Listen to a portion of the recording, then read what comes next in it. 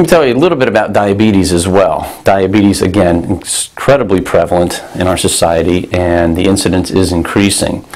Very frustrating both for doctors and for patients.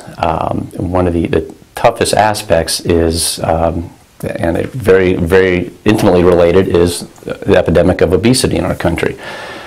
That is, it's a tough chore for both doctors and patients to address. At our particular office, we have a nutritionist on board who helps the physicians and patients with weight management issues, and we found that to be quite successful.